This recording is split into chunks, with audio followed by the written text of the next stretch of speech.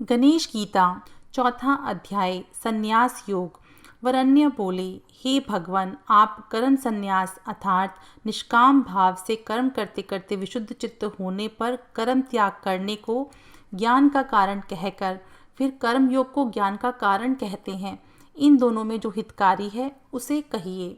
श्री गणेश जी बोले, अधिकारियों के भेद से कर्म योग और कर्म संन्यास दोनों ही मुक्ति के साधन हैं। उन दोनों में कर्म संन्यास से कर्म योग में विशेषता है। जो द्वंद्व और दुख को सहकर किसी से द्वेष नहीं करता और किसी बात की इच्छा नहीं करता, ऐसा प्राणी अनायास तत्काल कर्म बंधन से सदा मुक्त हो जाता है। कर्म संन्यास और कर्म योग को मूढ़ और अज्ञानी ही पृथक पृथक कहते हैं, परंतु पंडितगण उन्हें एक ही मानते हैं। जो फल कर्म संन्यास से मिलता है वही फल कर्म योग से प्राप्त होता है। कर्म संन्यास और कर्म योग को जो एक जानता है वही यथार्थ ज्ञाता है। पंडित जन केवल कर्म के संन्यास को ही संन्यास नहीं कहते। यदि योगी अनिच्छा से कर्म करे तो वह ब्रह्म ही हो जाता है। शुद्ध चित्त मन को वश में करने वाले जितेंद्रिय, योग में तत्पर और संपूर्ण प्राणियों में स्थित आत्मा को देखने वाले कर्म करते हुए भी लिप्त नहीं होते। तत्व को जानने वाला योग युक्त आत्मवान पुरुष मैं करता हूँ ऐसा नहीं मानता, अपितु मन सहित एकादश इंद्रियां कर्म करती हैं ऐसा मानता है। जो कर्म करने वाला सारे कर्म ब्रह्म में अर्पण कर देता है वह उसी प्रकार पाप पुण्य से लिप्त नहीं होता, जैसे जल में पड़ा हुआ सूर्य का बिंब उससे लिप्त नहीं होता। योग के जानने वाले चित्त शुद्धि के निमित्त आशा का त्याग कर शरीर, वचन, बुद्धि, इंद्रिय और मन से कर्म करते हैं। योगहीन मनुष्य कर्मों को फल की इच्छा से करता है। वह कर्म बीज से बंध जाता है और इसी से दुख को प्राप्त होता है। योगी को उचित है कि मन से संपूर्ण कर्मों को त्याग कर सुख से रहे तथा उत्तम नगर में आनंद से वास करता हुआ भी कुछ ना करे, ना कराए, ना ऐसा जाने कि ना कोई क्रिया करता है, ना कोई कर्तापन मुझ में है, ना मैं कोई निर्माण करता हूँ, ना मेरा क्रिया के बीच से संबंध है। यह सब कुछ शक्ति अर्थात प्रकृति से स्वयं होता रहता है। हे राजन, मैं विभु आत्मा किसी के पुण्य और पापों को स्पर्श नहीं करता। मोह से मलिन बुद्धि वाले अज्ञानी ही मोह को प्राप्त होते हैं। जिन्होंने विवेक के द्वारा स्वयं ही अपना अज्ञान नष्ट किया है, उनका ज्ञान सूर्य के समान परम प्रकाशित होता है। जिनकी निष्ठा और बुद्धि मुझ में ही है, जिनका चित्त मुझ में अत्यंत आसक्त है और जो सदा मेरे पारायण हैं, वे श्रेष्ठ ज्ञान द्वारा पाप का नाश करके मुक्त हो जाते हैं। महात्मा पंडित जन, ज्ञान विज्ञान युक्त ब्राह्मण, गोह, हाथी आदि प्राणी, चांडाल और शवान इन सब में समान दृष्टि रखते हैं। जिनका मन समता में स्थित है वे जीवन मुक्त संसार और स्वर्ग को जीत चुके हैं, कारण कि ब्रह्म निर्दोष और समता युक्त है। इस कारण वे ब्रह्म में स्थित रहते हैं।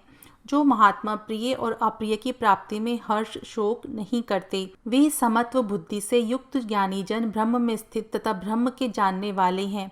वरण्य बोले, भगवान, तीनों लोकों तथा देवता और गंधर्व आदि योनियों में यथार्थ सुख क्या है? हे विद्या विशारद, कृपा कर आप मुझसे यह वर्णन कीजिए। श्री गणेश जी बोले, जो अपनी आत्मा में ही रमण करते हैं और कहीं आसक्त नहीं होते, वे ही आनंद भोगते हैं और उसी का नाम अविनाशी सुख है। विषयों आदि में वास्तविक सुख नहीं है।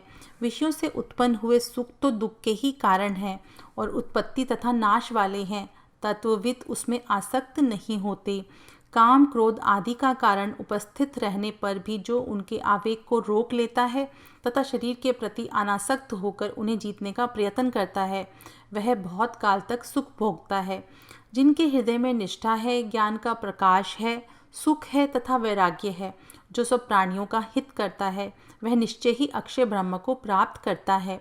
जो काम, क्रोध आदि छहों शत्रुओं को जीत चुके हैं, जो शम और दम का पालन करते हैं, उन आत्मज्ञानियों को सर्वत्र ब्रह्म ही दिखता है। सब बाह्य विषयों का त्याग करके एकांत में आसन में स्थित हो। दृष्टि को भूमध्य में स्थिर कर प्राणायाम करें। प्राण और अपान वायु के रोकने को प्राणायाम कहते हैं। बुद्धिमान ऋषियों ने उसके 3 भेद कहे हैं। प्रमाद के भेद से प्राणायाम लघु, मध्यम और उत्तम 3 प्रकार का है। 12 अक्षर का प्राणायाम लघु कहलाता है।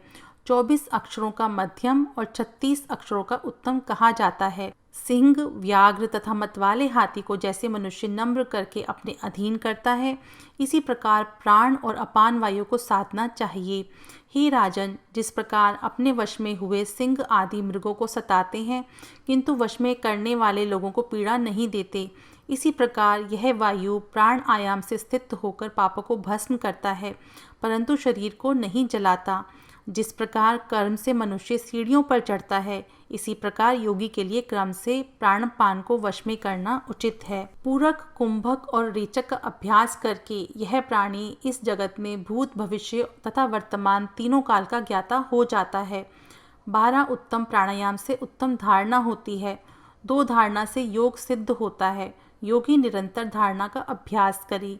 हे राजन, जो इस प्रकार साधना करते हैं उन्हें त्रिकाल का ज्ञान हो जाता है और अनायास त्रिलोकी उसके वश में हो जाती है। वह अपने अंतरात्मा में सब जगत को ब्रह्म रूप देखता है। इस प्रकार से कर्म संन्यास और कर्म योग दोनों समान फल देने वाले हैं।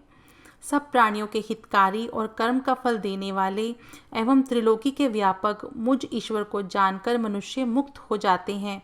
इति श्री गणेश गीतायां चतुर्थो अध्याय संपूर्णम्।